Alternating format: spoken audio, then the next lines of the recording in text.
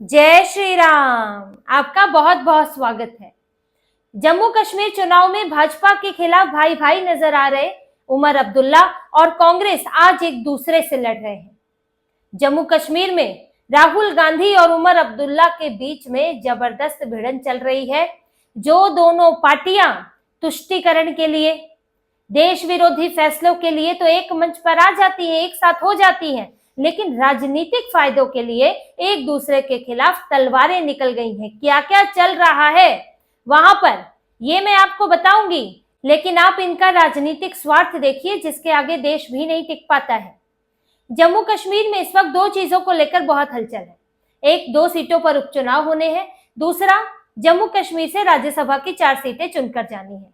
अब जिन 2 सीटों पर उपचुनाव होने हैं वो है एक बडगाम जो कि कश्मीर घाटी में पड़ती है, और एक है नगरोटा जो कि जम्मू कश्मीर में पड़ती है। नगरोटा सीट पर बीजेपी के विधायक थे देवेंद्र सिंह राणा, जिनका निधन हो गया।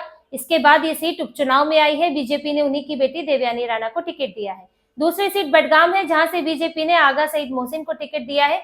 अब बडगाम सीट से उमर अब्दुल्ला ने चुनाव लड़ा था, उन्होंने गांदरबल से भी चुनाव लड़ा था, दोनों से वो जीत गए, तो उन्हें एक सीट खाली करनी थी, उन्होंने बडगाम सीट खाली की है।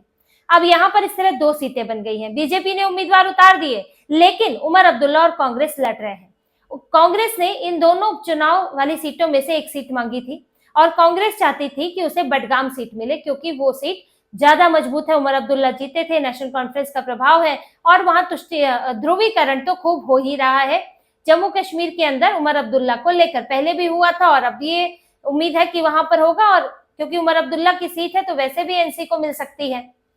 तो कांग्रेस चाहती थी कि ये सीट मिले, लेकिन उमर अब्दुल्ला खेल कर गए, और उमर अब्दुल्ला ने कहा कि भाई बडगाम तो हमारी ही सीट है और हम यहां से अपना उम्मीदवार उतारेंगे। कांग्रेस चाहे तो नगरोटा ले ले, हम समर्थन कर देंगे, हम एक सीट तो देंगे लेकिन हम नगरोटा देंगे, आपकी मर्जी है, हम आपको पूरा समर्थन करेंगे।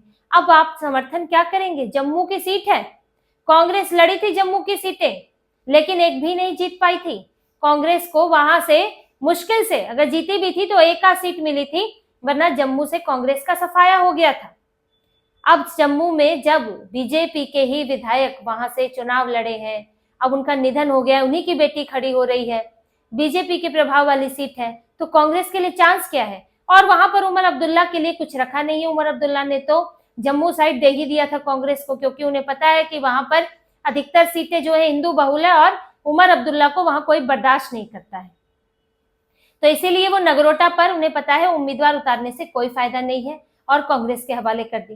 अब कांग्रेस इसमें भड़की हुई है कि आप ना तो उपचुनाव में सीटें दे रहे हैं, और यही हाल आपने राज्यसभा में किया। राज्यसभा में 4 सीटें हैं, कांग्रेस ने कहा कि हमें 4 में से एक सीट दे दो, लेकिन जीतने वाली सीट दे दो, क्योंकि 3 सीटों पर उमर अब्दुल्ला के एनसी के जीतने के चांसेस है, ठीक ठाक अच्छे चांस है, लेकिन एक सीट पर बीजेपी जीत सकती है, इस तरह के समीकरण है।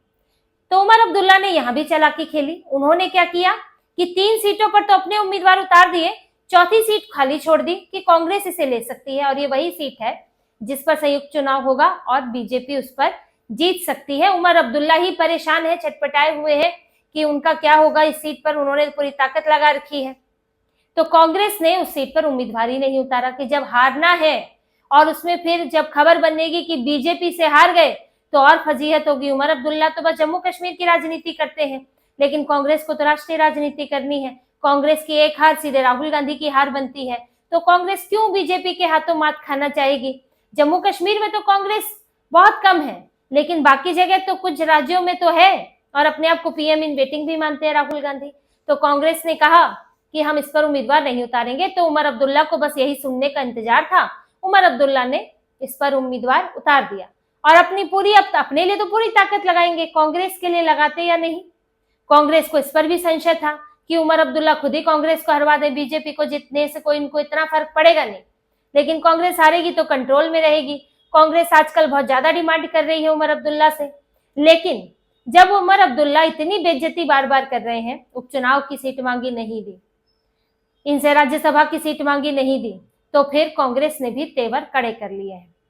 राहुल गांधी भी भनभनाए हुए हैं, और फैसला लिया गया है कि इस यहाँ पर दोनों उपचुनाव की सीट पर उम्मीदवार उतारा जा सकता है। प्रदेश इकाई से इस पर पूछा गया इनके प्रदेश अध्यक्ष है तारिक अहमद कर्रा, उन्होंने बताया है कि कांग्रेस दोनों ही उपचुनाव की सीटों पर उम्मीदवार उतार सकती है। हमने इसे लेकर जो आला कमान है उनको जानकारी दे दी है कि हम इस पर उतार सकते हैं और किन्हें उतारा जा सकता है। यानी कि सीधे सीधे लड़ाई, सीधे सीधे चुनौती कि तुम अगर हमको ठीक सीट नहीं दोगे तो फिर हम तुम्हारे साथ साथ पीछे पीछे नजर नहीं आएंगे, हम भी बदला लेंगे और हम भी तुम्हारे लिए मुसीबत खड़ी करेंगे। उपचुनाव में तो वहां से पीडीपी भी खड़ी होगी, कोई और निर्दलीय खड़ा होगा वो भी हो सकता है, और यहाँ से एक जो पीपल्स पार्टी है वो भी खड़ी होगी।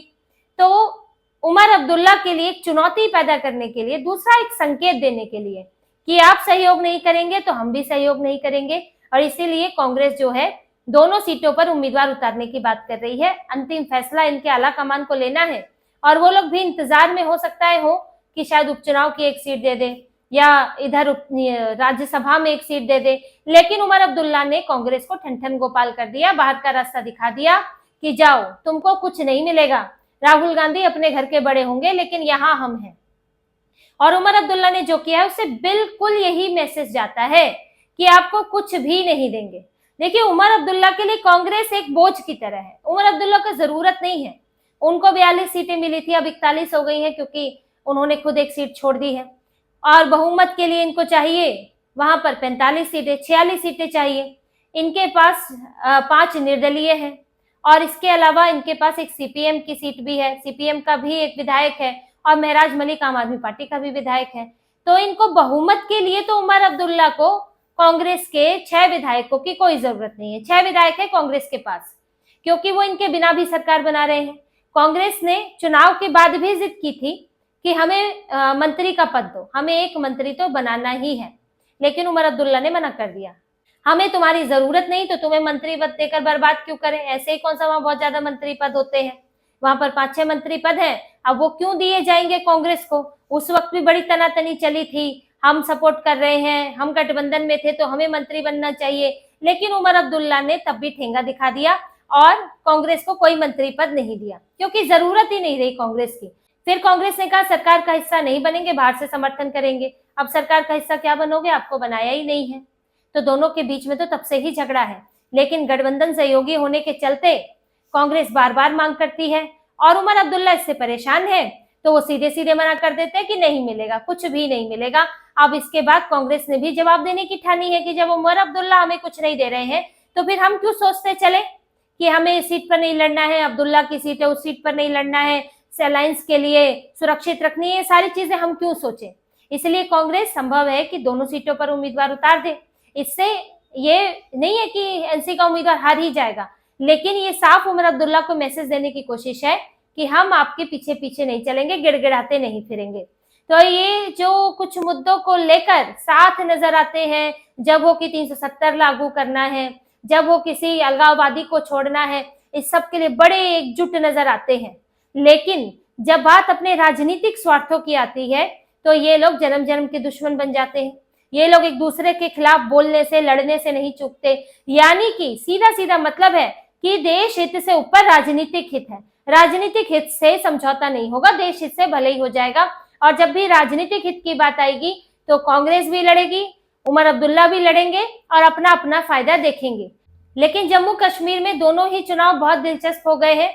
अगर कांग्रेस उतर जाती है तो बडगाम के चुनाव में बड़ी ही रोचक स्थिति बनेगी, क्योंकि यहाँ बड़ा कम चांस है नगरोटा में कांग्रेस के लिए ही, और उमर अब्दुल्ला तो वैसे ही उम्मीदवार नहीं उतारने वाले हैं। लेकिन राज्यसभा का चुनाव और ज्यादा इंटरेस्टिंग है, क्योंकि इसमें जो समीकरण बन रहे हैं संख्याओं के, उसमें चौथी सीट बीजेपी हासिल कर सकती है, और उमर अब्दुल्ला चाहते हैं कि ऐसा ना हो। अब पीपल्स कॉन्फ्रेंस के एक नेता जो उनके एकमात्र विधायक हैं सज्जाद लोन, वो खुद पीछे हट गए, जिससे कि बहुमत का आंकड़ा बदल गया और इससे बीजेपी को फायदा होता दिख रहा है। इसके बाद उमर अब्दुल्ला की बयानबाजी शुरू हो गई कि सब बीजेपी को सपोर्ट कर रहे हैं, ये लोग जो भी इस चुनाव से पीछे हटेगा यानी वो भाजपा को सपोर्ट कर रहा है। तो उमर अब्दुल्ला के लिए भी नाक का सवाल बन गया है। और सिर्फ बात एक सीट की नहीं है, बात ये भी है कि जिन सीटों पर वो जीत भी सकते हैं तो कितनी सीटों से जीतेंगे, क्या उनको सारे जो उनके पक्ष में गठबंधन का हिस्सा है वो क्या उन्हें वोट देंगे, ये भी चुनाव के बाद सामने आएगा। तो उमर अब्दुल्ला के लिए तो परेशानी वाली हालत है ही, क्योंकि एक बार पूर्ण राज्य के दर्जे के लिए उनका अलग केंद्र के साथ तनातनी चल रही है, या राज्यसभा की सीटें भी जीतनी है, वहां कांग्रेस अलग परेशान कर रही है। इस सब के बीच में अब कांग्रेस क्या फैसला करती है देखना होगा, और उमर अब्दुल्ला कांग्रेस को रोकने के लिए क्या कोई तरीका अपनाते हैं या फिर ऐसे ही छोड़ देते हैं कि जो चाहे कर लो, हमारा कुछ नहीं बिगाड़ सकते, तो कांग्रेस को उसके अपने हाल पर ही छोड़ते हैं कि कोई कदम उठाते हैं, ये देखना होगा। तो इसी तरह की और खबरें और विश्लेषण आपके लिए लाते रहेंगे। हमसे जुड़े रहिए, सब्सक्राइब कीजिए, कमेंट कीजिए। बहुत बहुत धन्यवाद। जय श्री राम।